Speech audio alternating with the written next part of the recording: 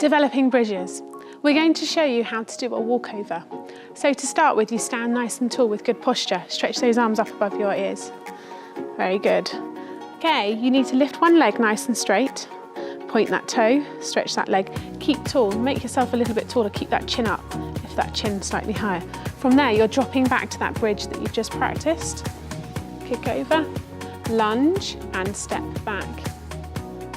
We're looking for a split shape throughout this. Really nice straight legs, really nice pointed toes. We're going to show you this skill in slow motion.